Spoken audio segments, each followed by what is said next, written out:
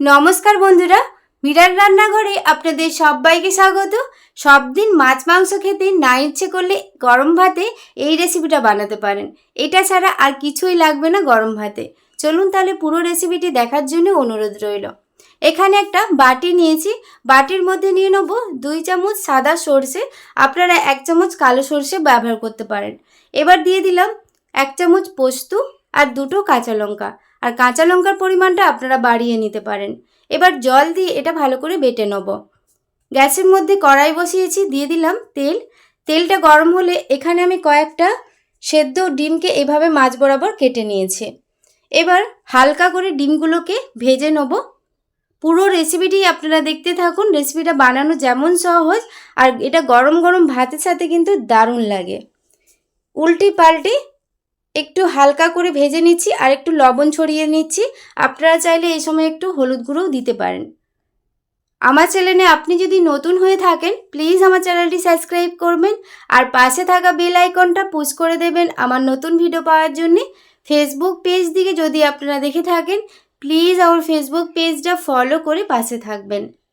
এটা আমার ভাজা হয়ে গেছে, দেখুন হালকা করে ভেজেছি। এবার এগুলোকে আমি তুলে নিচ্ছি। আর এই ডিম ভাজার এই তেলটা এটাকেও আমি কাজে লাগিয়ে নেব, ফেলবো না। আর এদিকে মশলাটা বেটে নিয়েছি, এর মধ্যে দিয়ে দিলাম স্বাদ মতো লবণ, একটু হলুদ গুঁড়ো, আর এখানে সেই ডিম ভাজার যে তেলটা সেটাও আমি দিয়ে দিলাম। এটা একটু ঠান্ডা করে কিন্তু দিতে হবে। তারপর এটা ভালো করে মশলার সাথে সব কিছু মিশিয়ে নিচ্ছি। মেশানো হয়ে গেলে এটা এবার তুলে রাখছি। এবার যেই কৌটোর মধ্যে আমি ডিমটা ভাপাবো তার মধ্যে ডিমগুলো এভাবে সাজিয়ে নিয়েছি। এবার মশলাটা ওর ওপরে এইভাবে দিয়ে দিচ্ছি।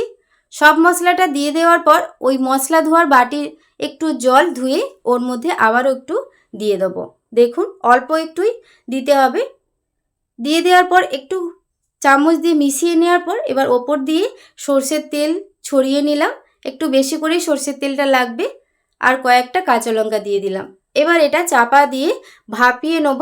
আর আগে থেকে ওইদিকে জলটা আমি বসিয়ে দিয়েছি। জলটা যখন ফুটে যাবে স্ট্যান্ড একটা দিয়ে সাবধানে বাটিটা বসিয়ে দিলাম।